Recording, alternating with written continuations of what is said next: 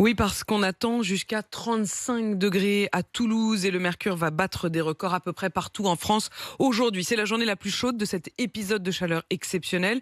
Exceptionnel par sa précocité. C'est franchement l'été au mois de mai. Et d'ailleurs, le mois de mai 2022 pourrait être le plus chaud jamais enregistré. À Toulouse, la température devrait atteindre 32 degrés cet après-midi. Et cet épisode de chaleur précoce est une source d'inquiétude. C'est le reportage de la rédaction. Il est signé ce matin Alfred Orange et Jean-Wilfried Forquès.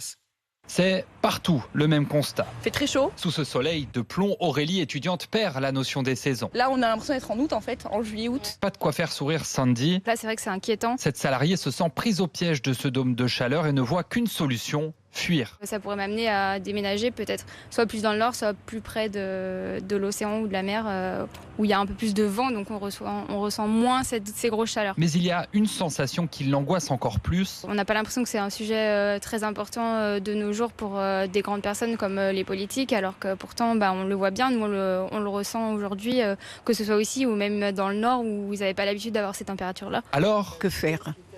Que faire ? La question est signée Louise, 89 ans. Pour mes petits-enfants, je suis quand même inquiète parce que je me dis que, pas que ça, mais que beaucoup de choses seront très difficiles à supporter. Et Météo France prévient, il va falloir s'habituer à ces épisodes précoces de forte chaleur. Mathieu Sorel est climatologue. C'est une illustration malheureusement très directe de ce qui nous arrive. C'est ce que nous prédisent les chercheurs et les membres du GIEC depuis plusieurs années, à savoir un raccourcissement de la saison hivernale, un hiver plus court, plus doux, moins froid, et puis un allongement de la période estivale, donc des épisodes de chaleur qui arrivent plus tôt, qui se terminent plus tard et qui sont plus intenses. Donc c'est exactement ce que nous sommes en train de vivre, malheureusement. Cet expert affirme néanmoins que cette vague de chaleur ne présage pas pour autant d'un été caniculaire. Alors, est-ce que vous vous adaptez à cette chaleur? Comment est-ce que vous la vivez, vous, depuis ce matin? D'ailleurs, vous en parlez avec les auditeurs, Charles. C'est vrai qu'il faisait très chaud. Alors, il fait frais dans ce studio, donc on a un peu du mal, je dois vous avouer. Il fait très frais dans ce studio. Ils ont monté la clim pendant la nuit, je pense en prévision de la chaleur. Donc nous, on vous parle de la chaleur, mais pour l'instant, on la vit pas. On est d'accord, Nicolas? Non, dans le studio, ça va très bien. Emmanuel, quand on rentre dans le studio, il fait frais. Moi, je pense à la clim, à ce que ça dépense comme énergie, tout ça. Ça vous inquiète? Ça m'inquiète. Bah oui, c'est évident, parce que ça a des conséquences, Alors, Charles. je note qu'on n'est pas encore sur des seuils caniculaires parce que Emmanuel Le Chypre porte encore la cravate ce matin. Mais qu'est-ce que tu crois? Mais jamais Parce il que tu tombera crois la que cravate. quand il fera 35 degrés, j'arriverai sans cravate? Non, mais tu Il rêves. va pas venir en tongs, hein. Il n'y a Jamais. pas un seuil de température Aucun. auquel tu... Aucun, Non, monsieur. non, toujours la cravate, ok. Peu importe. Mais la chaleur. alors, J'ai pris des cours au Quai d'Orsay.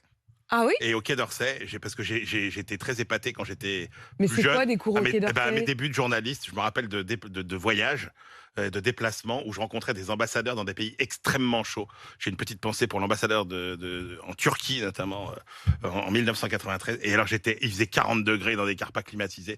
Et il était en costume cravate. Impeccable, tiré à 4 épingles. Et je me suis dit, toute ma vie, ce sera mon modèle. Voilà. Oh, j'adore. Et il avait des petits trucs, il avait partagé avec vous, sa manière Et de... donc, je me suis dit, quelle que soit la météo, etc. Moi, quand je vais dans une soirée, par exemple, jamais je desserre ma cravate. Oh, j'adore. Ah, en soirée, même les soirées jamais, détente, jamais, tout ça. Jamais. Moi, Non. Je pars dans l'état dans lequel je suis arrivé. Cravate, toujours, quoi. Toujours. Ah là là, toujours digne. Et est-ce que vous avez tous bien dormi? Parce que moi, ça m'a perturbé. Ben moi, j'ai ouvert... nuit. Non, ouais, j'ai ouvert la fenêtre à 1h du matin. Voilà, parce que je trouve qu'il a fait chaud très tard. Et Non, mais il y a c'est ça quand le même plus un dur truc aussi, quand génial. on travaille en horaire décalé, c'est de réussir à faire la sieste quand là, cet après-midi, il fera 30 Non, le plus dur, c'est de se coucher quand il fait jour. Mais Bah, Je trouve que les enfants se couchent pas. Et ça, je vais vous dire, Voilà. c'est très dur quand on est moi, matinalier. je vais lancer un mouvement pour réhabiliter le ventilateur par rapport à la climatisation. Ouais. Oui, C'est c'est quand vrai. même beaucoup plus. C'est très efficace. C'est moins mauvais pour la santé, et c'est moins mauvais pour la planète. Exactement. Et alors, tiens, ce matin, au 32-16, on a eu Laurent, qui est facteur en Seine-Saint-Denis. Oui. Il Ah nous a oui, dit, moi, c'était je génial. supporte très mal la chaleur, nous Oui. a-t-il dit. Et donc, pour ma tournée, il s'est acheté un petit ventilateur de cou. Voilà. De Ça cou. ressemble Donc en fait, c'est un comme un truc... casque audio qu'on met autour du cou et qui très diffuse bien. de l'air frais. Et il dit que ça marche très bien. Il peut y avoir aussi le Formidable. système un peu comme une lampe frontale. Oui, là, il y a un peu inspecteur gadget, quoi. Voilà.